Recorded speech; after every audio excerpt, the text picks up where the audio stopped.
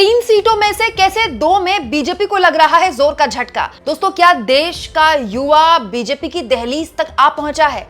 एक ऐसा चुनाव जिसके बारे में किसी ने कल्पना भी नहीं की थी, अगर उस पर उलटफेर हो गया तो फिर बीजेपी क्या मुंह दिखाएगी। दोस्तों, अगर आप चाहें तो विस्तार से आज मेरी दोनों वीडियोस देखिएगा। मैंने आपको बताया कि 3 राज्यों में उपचुनाव हो रहा है।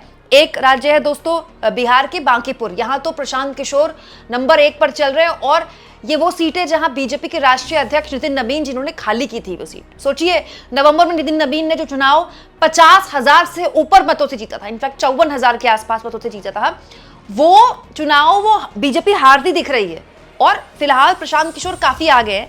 अभी मैं जो आपको बताने वाली हूं वो दतिया की सीट बताने वाली हूं। दोस्तों, 3 सीटों पर उपचुनाव है। एक गुजरात के मंजालपुर में, यहां तो बीजेपी आगे चल रही है, लेकिन जो मध्य प्रदेश का दतिया है ये बड़ा इंटरेस्टिंग रुझान दिखा दे रहा है।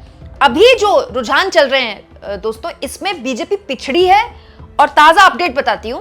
दोस्तों, इस वक्त जब मैं वीडियो रिकॉर्ड कर रही हूं तो कांग्रेस पार्टी के उम्मीदवार घनश्याम सिंह फिलहाल 44,958 मत यानी कि वोट पा चुके हैं और 9,519 मतों से आगे चल रहे हैं। वहीं दूसरे नंबर पर भारतीय जनता पार्टी के उम्मीदवार आशुतोष तिवारी 35,439 मत हासिल कर चुके हैं और ये 9,519 मतों से पीछे चल रहे हैं। यहां दिलचस्प ये है कि जो घनश्याम सिंह हैं, कांग्रेस पार्टी के उम्मीदवार, उनकी लीड शुरुआत में इतनी नहीं थी, लेकिन ये धीरे धीरे लीड अपनी बढ़ा रहे हैं। हालांकि अभी 15 राउंड की काउंटिंग में 9 ही पूरे हुए हैं, लेकिन उसके बावजूद भी स्लो काउंटिंग में भी घनश्याम तिवारी लगातार आगे बढ़ रहे हैं। हालांकि अभी काउंटिंग काफी स्लो चल रही है यहाँ पर। अच्छा, ये बड़ा दिलचस्प है कि बिहार में ऑलमोस्ट 17 से ऊपर की राउंड की काउंटिंग कंप्लीट हो गई है, लेकिन यहाँ इतनी स्लो चल रही है। पता नहीं क्यों स्लो चल रही है। वोट एक ही दिन पड़ा और मतगणना भी एक टाइम पे ही शुरू हुई।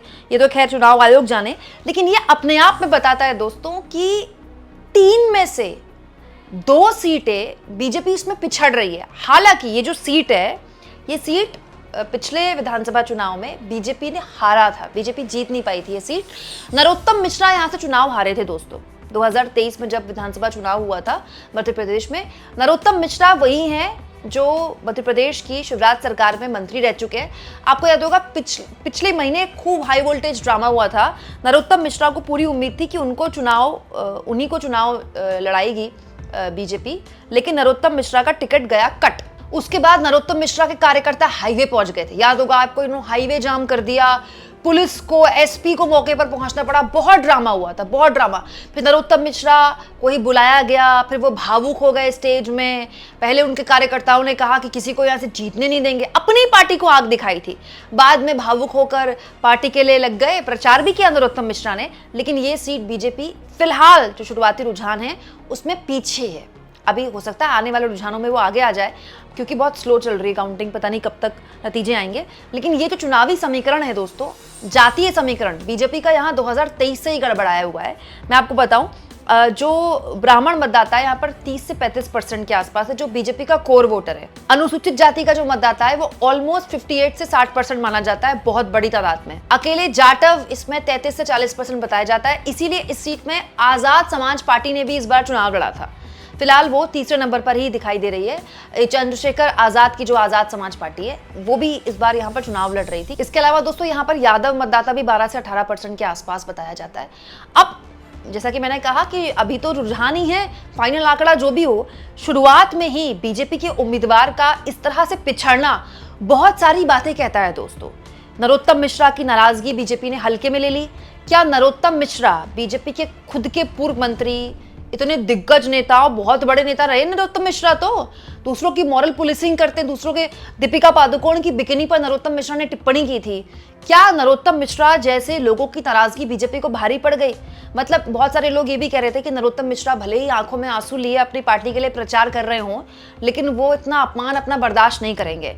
अच्छा, जब नरोत्तम मिश्रा को साइडलाइन किया गया और इतना भारी दबाव उन्होंने डाला, उनके कार्यकर्ताओं ने डाला, उसके बावजूद भी उनको टिकट नहीं दिया गया और जो टिकट दिया गया था जिनको, उनका टिकट नहीं काटा गया, आशुतोष तिवारी का, तो ये माना जा रहा था कि नरोत्तम मिश्रा को बीजेपी ने मना लिया है। लेकिन अंदर खाने बात चल रही थी कि भाई नरोत्तम मिश्रा नहीं माने हैं। एंड ऑफ द डे क्या नरोत्तम मिश्रा ने भीतरघात कर दिया अपनी पार्टी से? अच्छा, उस वक्त कहा गया था कि ये डिसिप्लिन है, पार्टी जो है नरोत्तम मिश्रा को साइडलाइन करना चाहती है, पार्टी नए लोगों को लाना चाहती है, एक जनरेशनल शिफ्ट करना चाहती है। और क्योंकि नरोत्तम मिश्रा ने आलाकमान को आंख दिखा दी, जो आज से मतलब 12 सालों में किसी नेता की हिम्मत नहीं बीजेपी में, तो फिर अब तो पक्का इनको बताया जाएगा कि इनको डिसिप्लिन में कैसे रहना है। लेकिन फिलहाल जो शुरुआती रुझान आ रहे हैं वो किसी भी हाल में बीजेपी के लिए अच्छे नहीं है।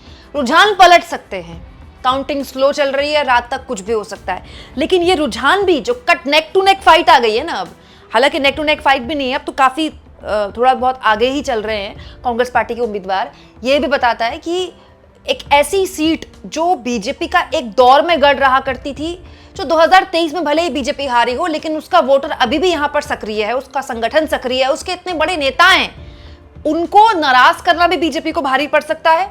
दूसरा, मध्य प्रदेश भी उन राज्यों में से है जहां पेपर लीक की बहुत भीषण समस्या है, भीषण। हालांकि पेपर लीक से तो पूरा उत्तर भारत जूझ रहा है, ऐसा कोई राज्य नहीं है। लेकिन जब 2023 के विधानसभा चुनाव में कवर करने गई थी दोस्तों एमपी, तो वहां पर जो युवा है इसके बारे में खुलकर बात कर रहा था। मुद्दा वो ना बन पाया हो, मुद्दा तो पेपर लीक कभी बन ही नहीं पाया, पहली बार बना है जंतर मंतर में, इससे पहले तो कभी शिक्षा व्यवस्था मुद्दा बन नहीं पाई।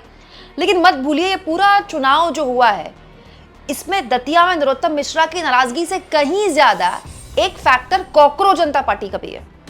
और जब आप जंतर मंतर जाते हैं तो आप ऐसे लोगों से भी मिलते हैं जो मध्य प्रदेश से भी आए हैं। मध्य प्रदेश ये वो राज्य है जहां पर्ची वाले मुख्यमंत्री मोहन यादव के मुख्यमंत्री बनने के बाद उनके शासन प्रशासन को लेकर बहुत नाराजगी है। शिवराज सिंह चौहान जैसा पकड़ अभी तक मोहन यादव बना नहीं पाए हैं। दोस्तों, आशुतोष तिवारी को टिकट मिलने के पीछे तो माना जाता है कि बहुत बड़ा हाथ मोहन यादव का भी था। मोहन यादव चाहते थे कि आशुतोष तिवारी को ही टिकट मिल जाए, नरोत्तम मिश्रा का टिकट कट जाए, जिससे आगे उनको किसी तरह की कोई दिक्कत ना हो। राजनीति में ऐसा ही होता है, तो पार्टी के अंदर खूब पॉलिटिक्स होती है। तो आशुतोष मिश्रा को बैक करने वाले मोहन यादव थे। तो मोहन यादव मुख्यमंत्री रहने के बाद अगर आशुतोष मिश्रा को नहीं जिता पाते हैं तो फिर ये उनके लिए भी बड़ी अजीबोगरीब स्थिति है। तो ये एक जो चुनाव है ना दतिया का, इसका नतीजा जो भी हो, बीजेपी भले ही जीत जाए, लेकिन ये शुरुआती रुझान बहुत सारी कहानियां कहते हैं। किस बूथ से कौन पीछे है, कौन आगे है, ये तो खैर आने वाला वक्त बताएगा, क्योंकि जैसा कि मैंने आपसे कहा बहुत ही स्लो काउंटिंग चल रही है। लेकिन ये तो बताता है कि बीजेपी के अंदर खाने बहुत कुछ चल रहा है, बहुत कुछ चल रहा है, जो इस तरह की खबरों से ही बाहर आ पाता है। आपको क्या लगता है दोस्तों? कमेंट बॉक्स में जरूर लिखें।